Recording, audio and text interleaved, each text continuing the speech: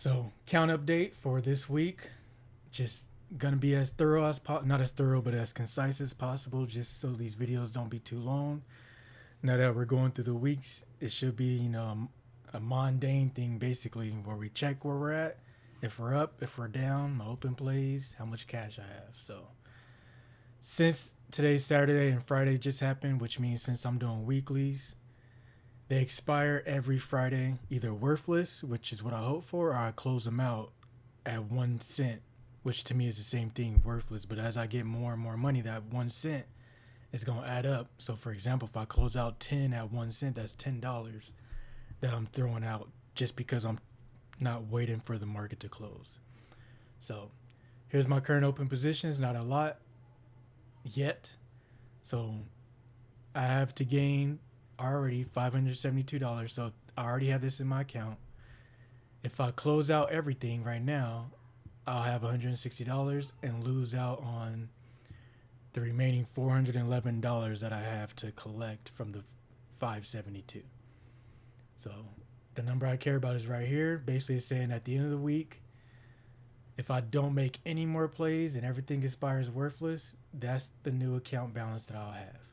My current account balance is right here, and it is down because I'm in the process of transferring my last money out of Robinhood into this account, which I just did that barely on Friday. So come Monday or Tuesday, I'll have all the money in my Thinkorswim account, and now we can actually start doing updates and focusing on one location, and then that way I don't got to split up everything, and we see how everything goes. So moving forward,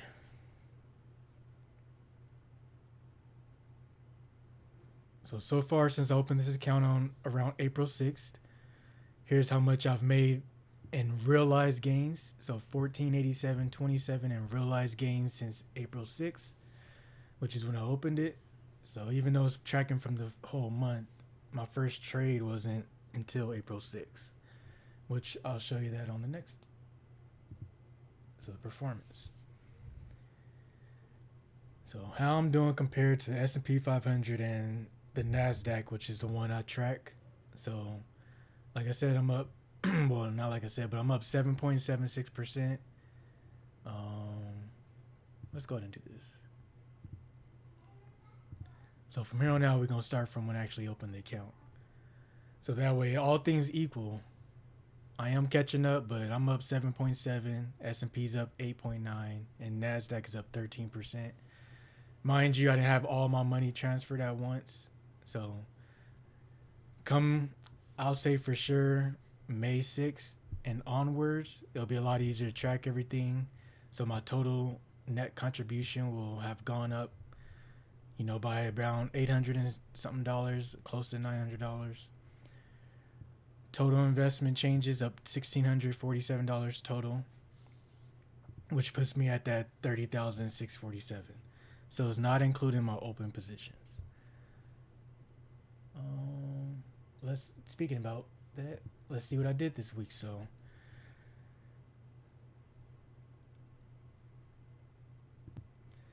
here's everything from the last 7 days. So if we go from, let's say the last 7 days.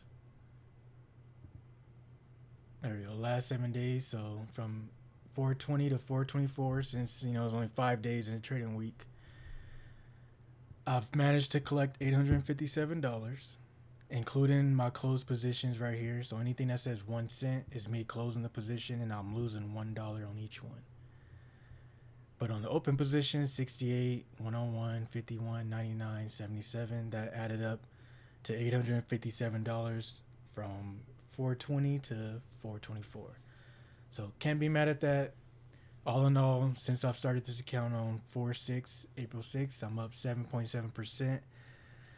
Trying to aim, for maybe 2% a week on a minimum, so 8% a month, or $1,000 a week, $4,000 a month, which is about 100% a year. So of course I'll be ecstatic doing that. Obviously, if I can do more, I will. So not all weeks will be the same. Some weeks I'll do a lot more. I don't go over too much of my thesis on what I see for this upcoming week, but if I'm thinking everything's gonna be bullish, which I don't think it is, but let's say I was, then it's harder for me to make plays because I hate buying them when the market's already up, which as of right now, the market's up a shit ton.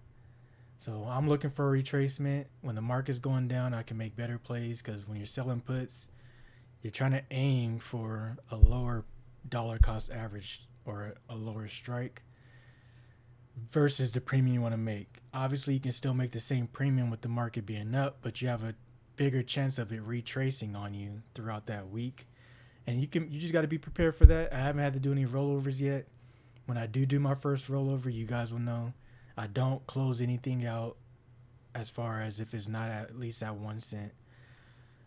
Otherwise, I'll let it expire worthless or roll it over. So make sure I'm not forgetting nothing. Oh, let me show you the actual balance. So same numbers as before. Still have $411 to collect to get to this number. Cash balance is $17,000 and some change, meaning come Monday, I'm not going to spend it all at once unless, I wake up Monday and the market's down 3%. That would be amazing, but I doubt it. But throughout the week, I spend this $17,000. So I kind of calculated for every $5,000 or so, for me, is $100 a week per contract. So if it costs me $5,000 to open up one contract, it's $100. Right now, it costs me around $2,000 to open up a contract. So I'm being conservative with that $5,000 number. Really, it's every $2,000 I'll make anywhere from $50 on the premium or $100 on the premium. So not too bad, $17,000 to spend. Right now, I have $13,000 in collateral set aside to make an extra $411 to equal this cash balance number right here. And then come my next video, this account balance will finally be at its final number, meaning I'll have taken all the money out of the Robinhood account that I'm tracking for YouTube. So whatever this comes to, so it's going to be plus another $850 or so. And then by then I'll be doing the update for this current upcoming week. So for the week of May 1st, which my next option is expire May 1st, which is back on the positions tab.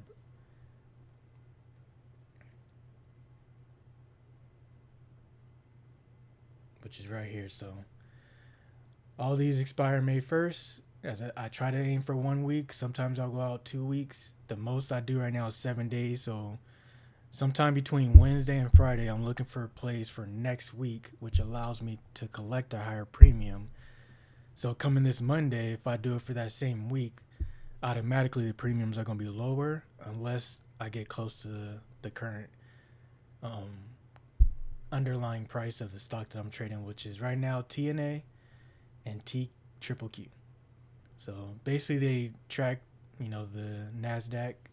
So to me, I'm trading the NASDAQ just on a smaller stock that allows me to make more plays. So that's pretty much it.